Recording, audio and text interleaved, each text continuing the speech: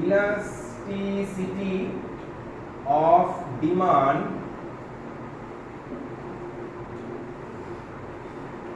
Graph দেখে কি করে বুঝবো এটা কি ধরনের ইলাস্টিসিটি অফ ডিমান্ড, তাই তো? That means EP is equal to 1, এটা থাকলে পরে তার গ্রাফটা কি হবে? EP is equal to 0, এটা থাকলে পরে তার গ্রাফটা কি হবে? এবং মানে গ্রাফের সাইজ দেখে কি করে বুঝবো যে মানে এটা EP is equal to 0? Next হচ্ছে EP greater than 1, EP less than 1 and EP is equal to infinity. There are 5 types of elasticity of demand. 5 types.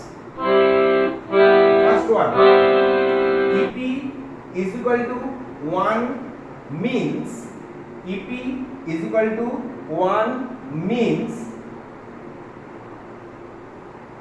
change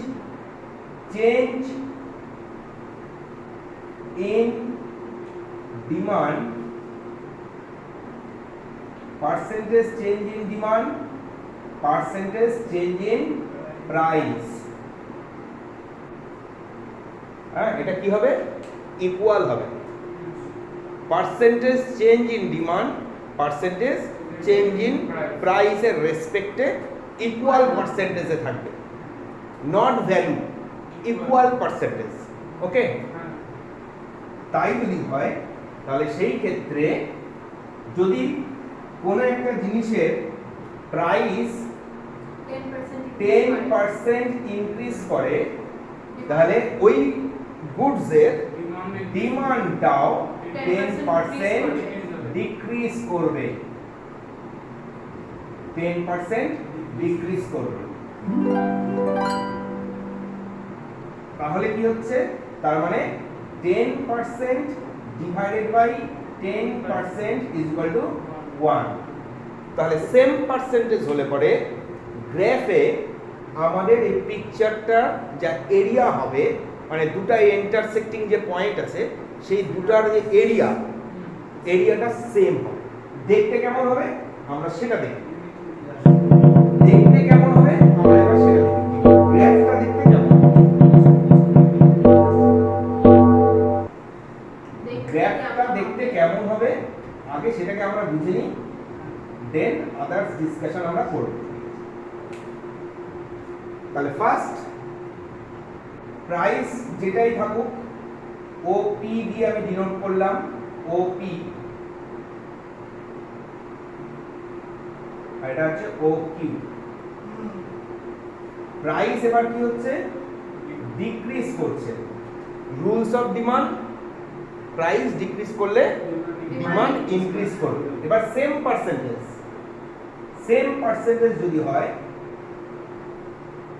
তাহলে এই দুটো বক্স দেখতে সেম হবে, PN QN। Now the area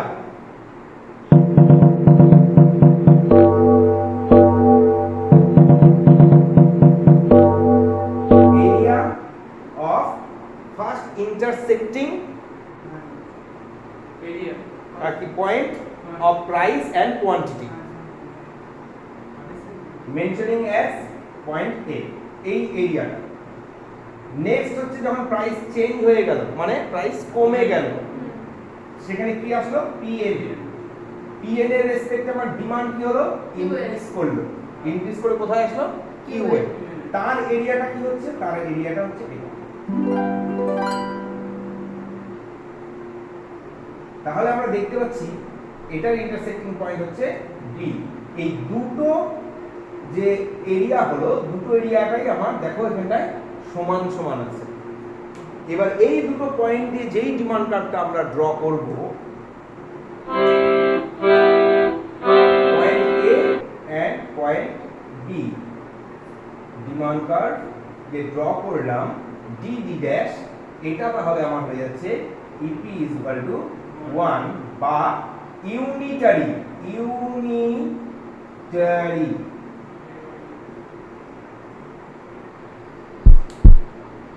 বুঝাতে পারলাম?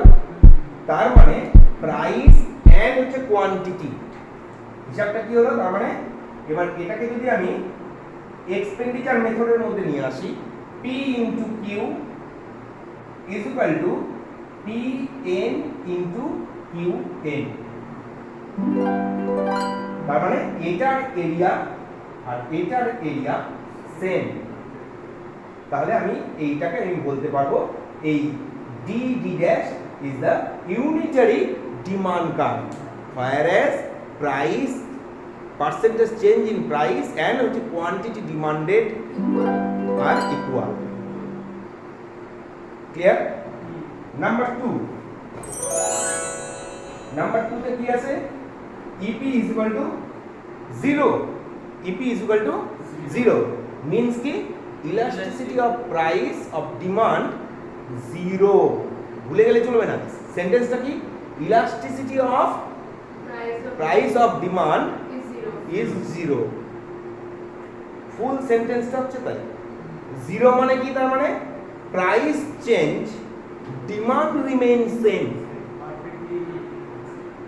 Price change, demand remain same. তাই যদি হয় তাহলে এর গ্রাফটা কিরকম হবে? That means price change, price PO, price PN দিয়ে denote, okay, but demand remain same, demand OQ, price OP, demand OQ, price increase, demand also remain same OQ. Again we can say that when the price of a commodity is OP, then the demand of that commodity is mentioning as OQ. If the price increases from OP to OPN, the demand of that goods by the consumer will remain same. That's why the demand curve should be parallel to OY axis.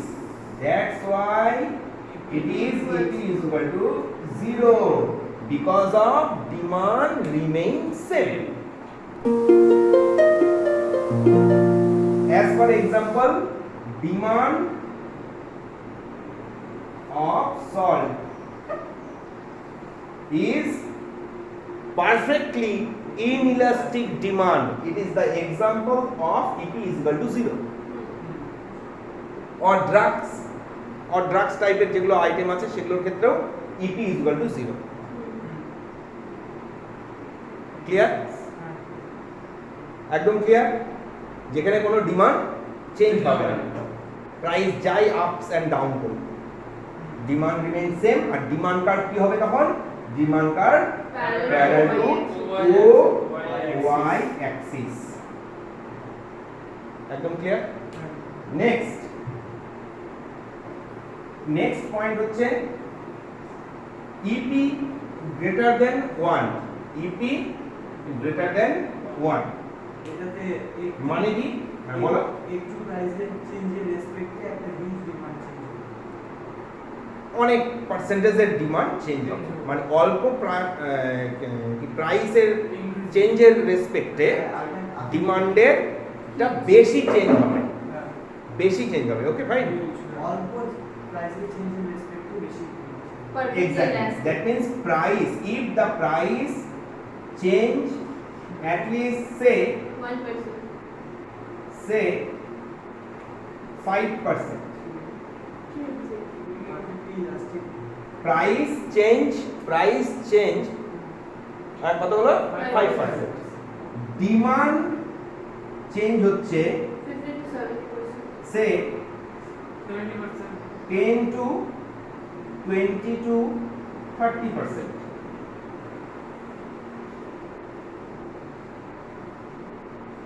Clear? That means formula কি হলো? Percentage change in demand say 30%.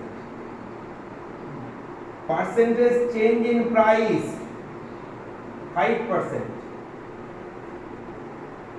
Then it is equal to 6, which is greater than 1.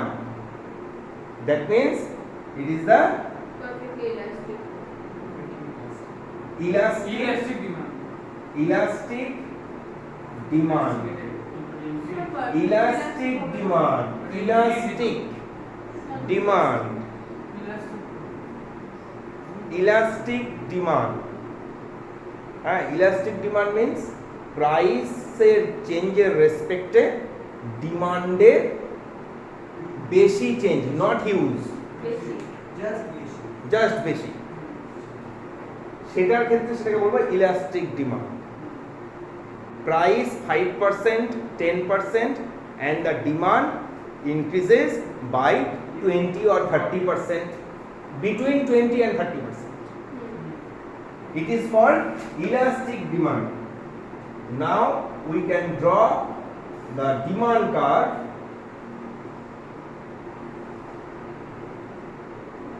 as like previous, mentioning OX and OY.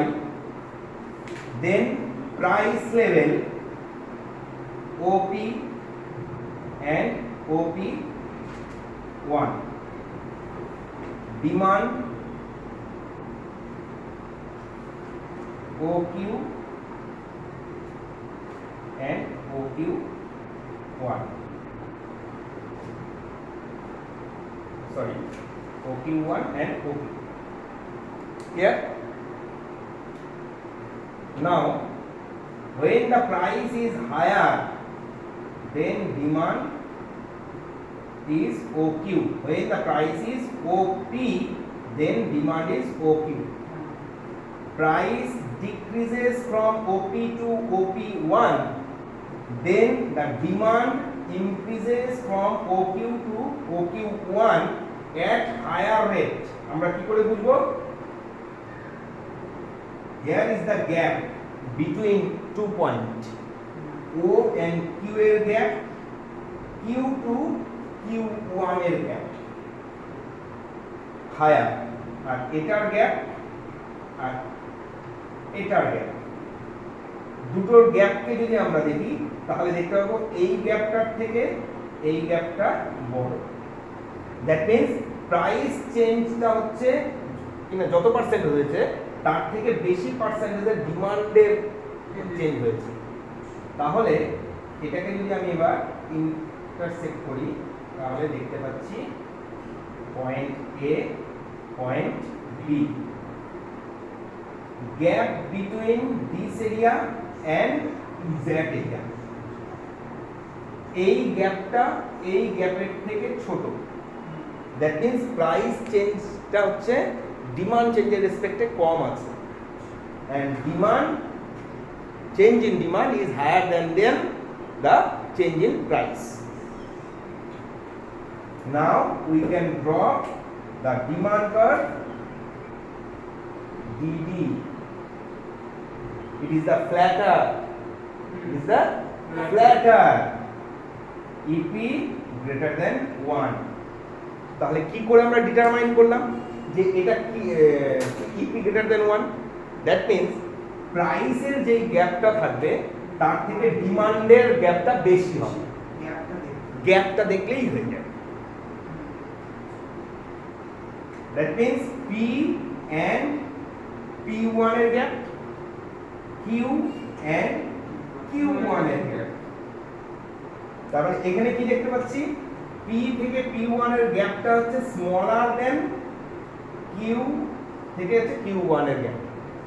That means ডিমান্ডটা বেশি। আমি বুঝাতে পারলাম? হ্যাঁ, okay fine. Next কি ছিল? EP less than 1. Less than 1. Less than 1, একটু ভালো করে বুঝে নাও। তাহলে কি হচ্ছে এখানে ইপি লেস দেন 1 মিন্স কি? মিন্স হচ্ছে পার্সেন্টেজ চেঞ্জ ইন প্রাইস যা হবে তার থেকে একটু কম কম হবে percentage change in demand. Clear? Percentage change in demand প্রাইসের রেসপেক্টে পার্সেন্টেজ চেঞ্জ ইন ডিমান্ডটা আমার কি হবে? স্মলার হবে। সে এখানে ধরে নিচ্ছি কি না পার্সেন্টেজ চেঞ্জ ইন প্রাইস হচ্ছে 20%, বাট ডিমান্ড হলো আমার চেঞ্জ কত না 5%। That means price greater than demand. তো তার মানে এখানে আগেরটার অপোজিট হবে। ওটার মধ্যে হচ্ছে কিনা প্রাইসের গ্যাপটা ছোট ছিল, ডিমান্ডের গ্যাপটা বড় ছিল। আর এখানে তাহলে কি হবে না প্রাইসের গ্যাপটা বড় হবে, ডিমান্ড লাইনের গ্যাপটা ছোট হবে। সিম্পল।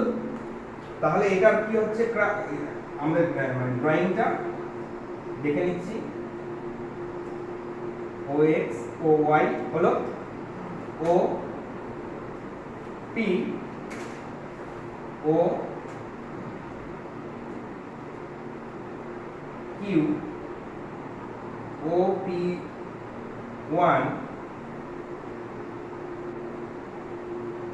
ও কিউ 1 কি বুঝলাম? Here is the gap between two price level P2 P1 and Q2 Q1. Here is the gap. That means gap between two price level is higher than gap between two quantity level. Okay? হ্যাঁ অভিষেক বোঝা যাচ্ছে? Okay fine. তাহলে intersecting পয়েন্টে চলে আসি আমরা। First price level, first quantity demanded, second prize level P1 and the second quantity demanded Q1 and the intersecting between 2 point A, point B.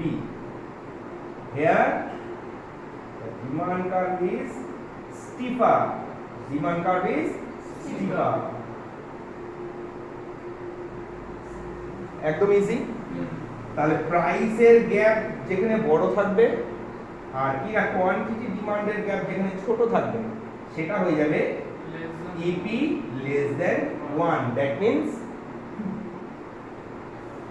inelastic demand।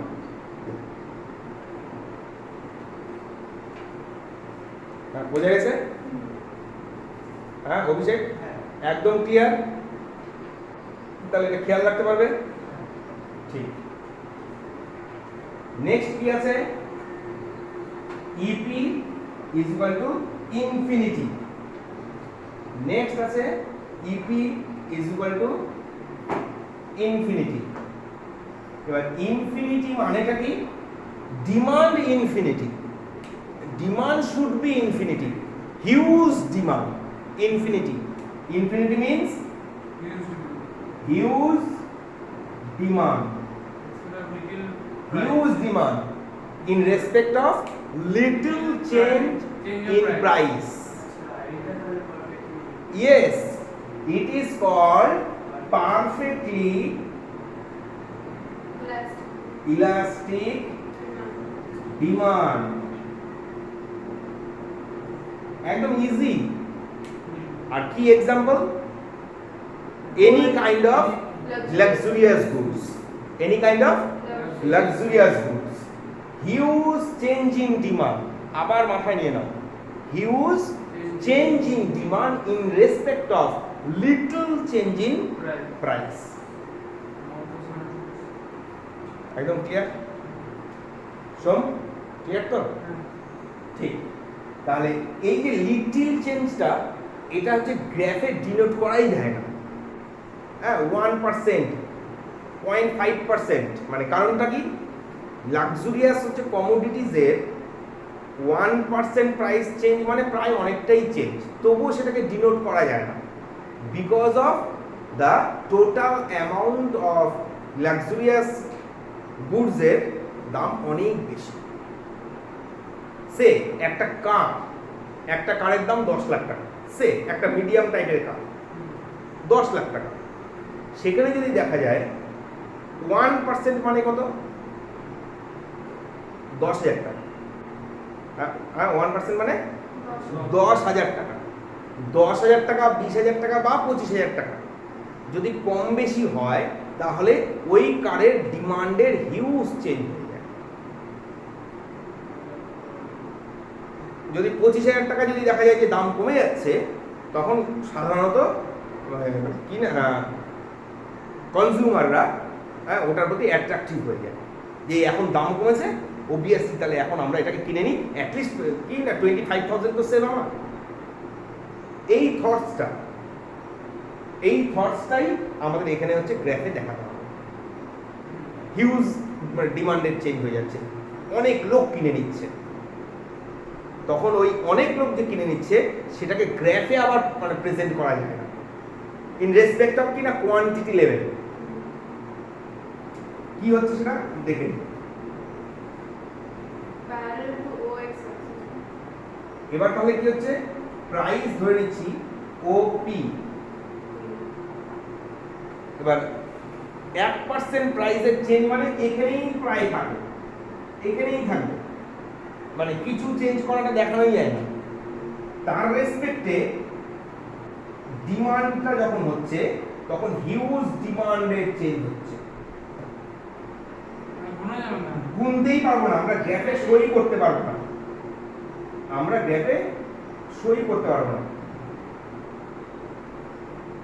That's why this demand curve parallel to OX axis and it is mentioned as EP is equal to infinity only because of the change in demand will not be counted on this graph.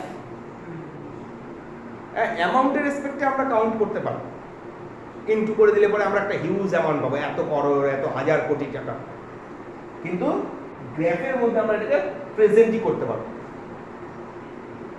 করতে গেলে এবার একটা বিশাল বড় একটা মাঠের সমান আমাকে পৃষ্ঠা রাখতে হবে, হ্যাঁ ওটার মধ্যে আমাকে তাহলে কি করতে হবে না, পয়েন্টিং করতে হবে। দ্যাটস ওয়াই এটা আমরা কি বলি, ইনফিনিটি। হ্যাঁ এক্সাম্পল কি, luxurious goods. Okay, thank you.